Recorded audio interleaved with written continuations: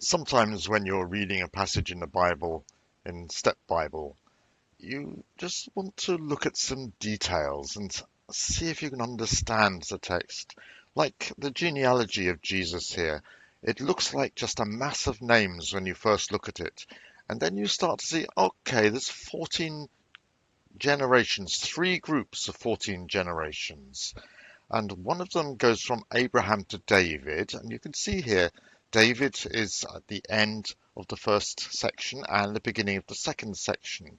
And then from David to the deportation to Babylon. And yes, there's Babylon at the end of the second section, and then Jeconiah has his son while he's in exile in Babylon as the start of the third section. So we see this sort of structure just by hovering on things in STEPBible. But let me recommend another way of seeing this passage. If you click on grammar and you look at the gender and number, and now suddenly all the men in the genealogy are blue and all the women are red. And you see Rahab and Tamar and Ruth. They stand out in this genealogy as women in among all those men. And you ask yourself, well, why were those women chosen? Tamar, who was disgraced so much, Ruth, who had to marry after her husband died and she was a foreigner, and Rahab, the prostitute who saved the nation by helping them get into Jericho.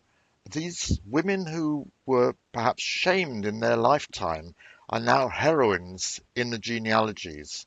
And perhaps Matthew is highlighting them because poor Mary, of course, who also is the other lady in the genealogy, she also had to bear shame, the shame of having a child without being married. And another thing stands out that we wouldn't see in the English unless we were reading the Greek carefully. Mary, of whom Jesus was born.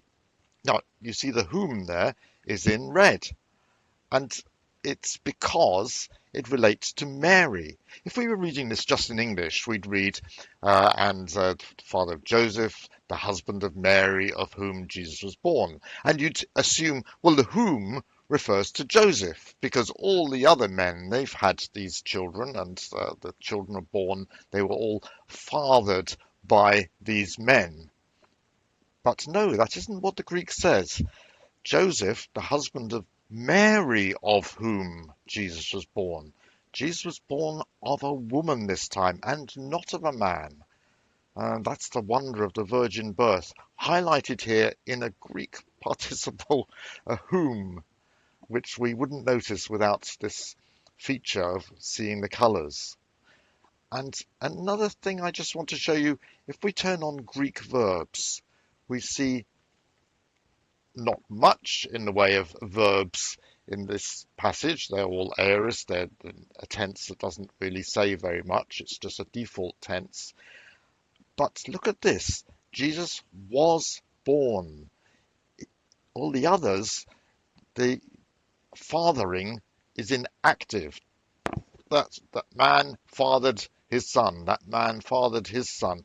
But Jesus, it's a passive. You see that's orange background. That refers here to the passive.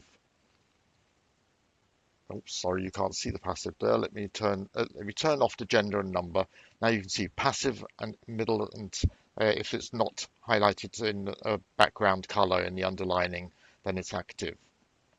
And Jesus allowed himself, even though being the creator of the universe, to be born passive as a baby, and to be passive as a baby throughout his development. It's something that's so incredible. It's part of the gospel that you could never have predicted from the Old Testament, that he would be simply born.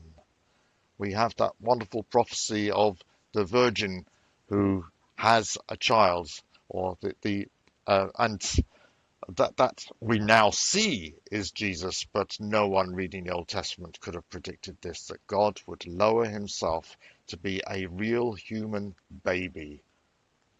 to be born and to be raised for us.